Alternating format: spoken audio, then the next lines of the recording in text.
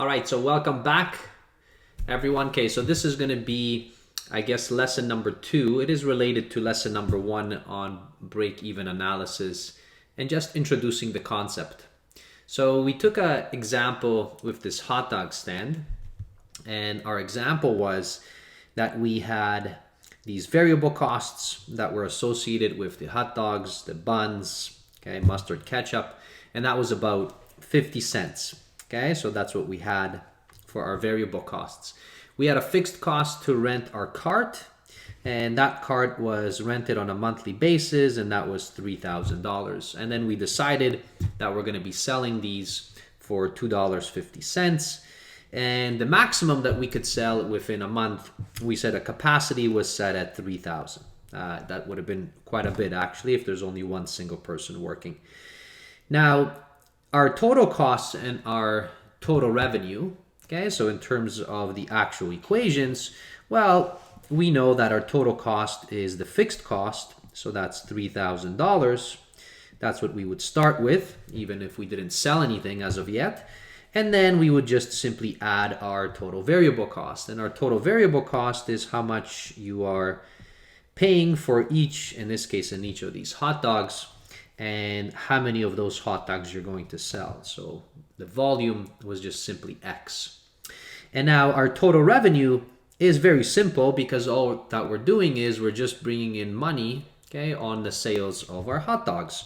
So this would be $2.50 for every single hot dog, so multiplied by every single hot dog that we sell. And we have found that when we would compute this entire thing, we would actually get our break-even point. All right. So now the break-even point for our example, okay, so as we would have, is the amount when your costs are balanced off with actually your revenues that are coming in. Okay, and I did that in the first example. And what we had was we would basically set our total revenue is equal to our total cost. So we would set these two equations to each other, and then we would solve for X. And we found out that when we did that, our X was equal to 1,500 units. So that's how many hot dogs we actually had to sell in order to break even. Okay, so that's where we ended.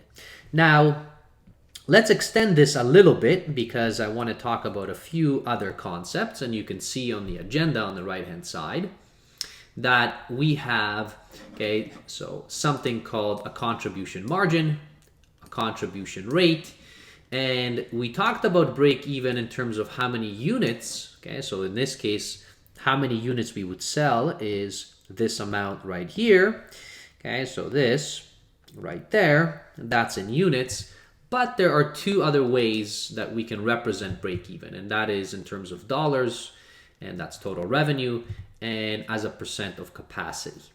Okay, so we'll do that in just a second. Now, before I jump into these, then I do want to review a few terms with you. All right, so some of those terms, okay, that you have, so I've kind of put them up here. Okay, and let me make this a little bit bigger so that you can see it. Okay, so here, what we talked about is we talked about the following terms in the previous video. So we had a selling price, which we designated as SP. That was just simply the amount that we sell each of the items for. We talked about volume. So our volume is simply the number of items that we sell or that we make. We mentioned that our total revenue, so TR in this case, is simply the total money made from all the sales, and we're keeping it very simple. It is just your selling price multiplied by your volume. And volume we're designating as X. Now we had these fixed costs. All right. So with regards to the fixed costs, so we said that a fixed cost is basically anything that is associated on a time frame basis. So it's independent on how many sales you actually make. Right? So you can sell 0 hot dogs, or you can sell 10 hot dogs, or 1,000 hot dogs, or 10,000 hot dogs. These fixed costs won't change. They're going to remain the same. And some of those examples could be, okay, so for example, a lease or a rent that you continuously have to pay. Maybe you have to pay a salary to the employee. So maybe the person who's selling these hot dogs, you have to pay them a certain fixed amount all the time for the hours they put in. And there are many other fixed costs that you can run into. Now, in terms of accounting purposes, sometimes we don't care about these, but we do want to know what are they, and also what is the time frame associated with these fixed costs. Is it for the whole month? Is it for a week? Or is it for 3 months or a year? That's what we want to know. Now, variable costs, on the other hand, do change with how many items you sell. Well, every time that you would sell a hot dog, you had to pay for the bun, for the hot dog, and then for whatever. We restricted it just to ketchup and mustard, but you can certainly have other things. So our variable costs do differ. So our variable costs, okay, are all the costs that are associated per one item that you sell. Okay, so that's the key. And now, if you want to know what the total variable cost is, then that total variable cost is actually everything, okay, based on all the sales that you've made. So it is, okay, how much do you pay per one item? Okay, so right there, VC, and how many units did you actually sell? Now, of course, you can combine your fixed costs and your variable costs, so the total when you add them up, okay, and you will get a total item for that. Now, you saw that right here. Okay, so for instance, when we were doing this, okay, so this was our total costs. This was our fixed costs, and this was our total variable cost, which is your variable cost per one item times the actual volume. All right, and then our total revenue was right there. So we had these different things. Okay, now one of the other items that we care about is we always care about what's the capacity, what's the maximum that we can actually sell or make within a particular time frame. And that time frame can be a month, so maybe per month, or maybe a quarter, which is 3 months, maybe a year, doesn't matter. It's an actual time frame. And then what's the maximum that you can make? Meaning we cannot make any more than that. All right. So one other item that I wanted to throw in here is something which is called a gross profit. So that is simply the total revenue minus your total cost. And in this case, if we are talking about break even, so if we wanted to have break even, then we know that total revenue minus total cost would have to equal to $0 because we haven't made anything. And if you subtract and it's negative, that means you're still losing money. If it is positive, then that means you are actually making a profit. Okay? So those were some of the terms that we ran into, and I just wanted to do a little bit of a review on them. So now what's next? So as we go through these, another very interesting concept, okay, and idea is if you take only one hot dog, right? We know, for instance, so for example here, we know that one hot dog, the selling price of that hot dog is $2.50. That's per one. Now, our cost for that one hot dog turned out to be 50 cents. Now, what we like to do on the business side is we like to always know something which is called a contribution margin. And that's what you see right here, contribution margin. So what is this contribution margin? Well, contribution margin, so it's just simply CM, it is nothing else but your selling price minus your variable cost. So contribution margin is per unit. So it is per unit. Now in our case, for instance, if I do that here, you will notice that $2.50 minus 50 cents, my contribution margin is $2. Now what does that mean?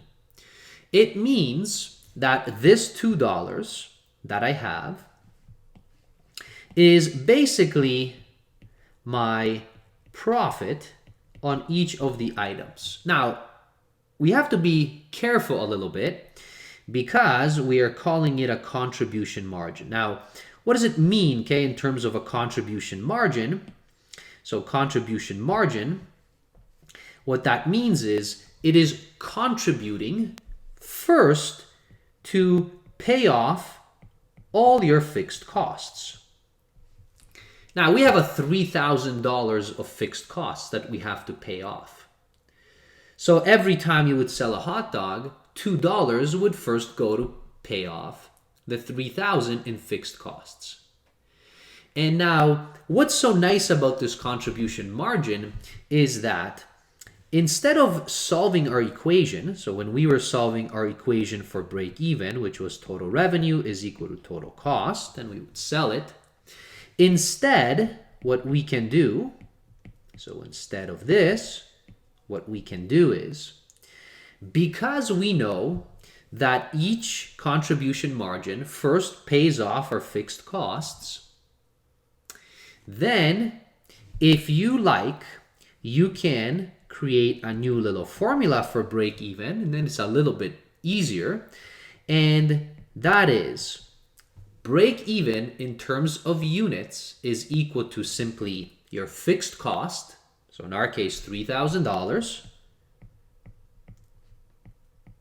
divided by your contribution margin, which is $2 in our case, because we're making $2 on each of those hot dogs that we sell. And now if you divide it, notice that you're going to get 1,500 units, which is exactly what we got in that first video that you watched on break even. And that's how many units we had to sell to cover all our fixed costs. So that's another way of trying to find a break even point in terms of units. All right, so this is what we have. Now, be mindful, because sometimes when you do this, you get an actual decimal value, so just simply round it, and then you can talk to the instructor of how they want you to maybe round that. All right, so for us, okay, this contribution margin is kind of useful. So what does it do, or what does it tell us? It tells us what it is contributing, okay, to the coverage of all the fixed costs. Now, what happens after you cover your fixed costs? Only then do you really make a profit. So that's why you have to be careful not to call this contribution margin an actual profit, because it's not a profit yet until you start covering your actual fixed costs. So that's what would happen here. Okay, now with this contribution margin, okay, so with this contribution margin that we have, we also like to define something which we call here a contribution rate. Now, so what is this contribution rate? So we just simply abbreviate it as CR. So a rate is some kind of a percentage, and it is defined as the contribution margin that you have divided by, okay, the selling price of your item. And this, because it is a rate, so we multiply it by a percent. And for our example, so what we had here, our contribution margin was $2. Our actual selling price was $2.50.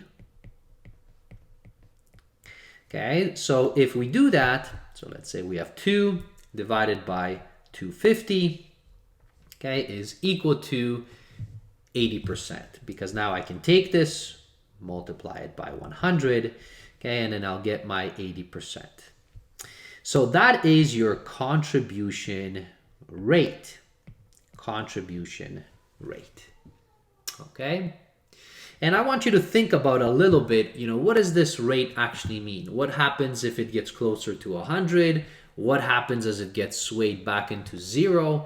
Think about that in terms of, in your mind, of what that might actually mean. Okay, so it's a great question to ask yourself. But this is what a contribution rate is. Okay. Now, finally, okay, so the last item that I want to discuss in this video is the differences between the three different break-evens.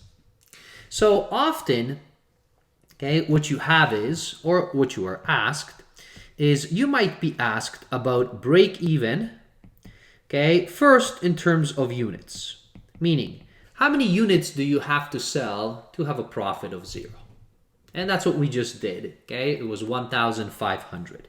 So that's what we had for our hot dog example in terms of units. But another way of asking the same question, sometimes you're not interested in how many units you have to sell. Sometimes what people will ask is, in terms of break even, what is the revenue? And that's what it is here in terms of in dollars. What's the break-even point in terms of dollars, in terms of revenue coming in? Now, once we know how many units, so you do have to find this out, once we know how many units, okay, we have to sell in order to break even, then what we can do is we can find our break-even point in terms of dollars, which is your total revenue, and that is, remember, is your selling price multiplied by your volume. Now, our selling price for one hot dog is $2.50, and we need to sell 1,500 units in order to break even. So when we multiply this, that's going to tell us what the break-even point in terms of dollars is for this example. So if I do that, so I can say 250 multiplied by 1,500, and I have $3,750. $3,750. Now, what does that mean? It means that you have to bring in revenues, okay, so revenues or sales of $3,750 just to cover all your costs. And notice something here, that our original fixed costs were $3,000. So it's not enough to say bring in revenue of $3,000 to cover your fixed costs. The reason is because the extra $750 was needed in order to cover the variable costs for each of those hot dogs, right? Remember, they're 50 cents each. Even though we might sell it, we don't make $2.50 on each of those hot dogs. We only make $2, which is the contribution margin. Okay? So that's what we have. So we have break even in terms of units. So how many units do you have to sell? And now you have break even, okay, in terms of your revenues or your dollar values coming in. The last one, okay, in terms of a break-even discussion is that sometimes you may want to know what is the break-even point relative to capacity. How is it relative to the maximum number of units that you can actually sell?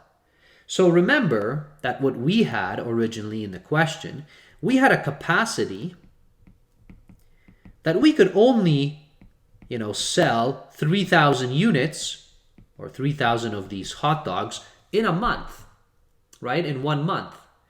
So if you want to know what the break-even point is, okay, in terms of percent of capacity, which sometimes I like to just write it like this, percent of capacity, then that is equal to, well, it is equal to your break-even point. Now, we know our break-even point for this question. It is 1,500 units that we have to sell, divided by, okay, your capacity. I'm going to just write CAP, capacity, and we want to change it back into a percent. So, our capacity for our example was 3,000 units, and if we multiply this by 100%, you will notice, okay, that this is 50% of capacity. So that is the break-even point, okay, as a percent of capacity. What does that mean? That basically we're halfway Okay, we have to actually sell half of our capacity just to break even, which means the other half, for this example, we can start to make a profit on. And this is useful because if you're too close to 100%, that doesn't give you a lot of wiggle room to actually make money, right? And sometimes you might calculate it and you will notice that break even, okay, as a percent of capacity is over 100%, which means you actually wouldn't be able to even have a break even point because you would reach capacity and you wouldn't really be able to go over that capacity because you can't be able to sell more than that. All right. So again, so a little bit of a recap. So we had talked about contribution margin, okay, contribution rate, and these three different types of break evens, okay, for our hot dog example. Now, with these tools, okay, of the first lesson and this lesson, you can tackle a little bit harder questions. Don't get frustrated. The only way to learn is not through watching these videos. It's actually to doing the actual examples and understanding them. You got to struggle in order to get better. All right, so thank you for watching, everyone. All right, so I hope that you found this one useful. Okay, cheers and see you next time.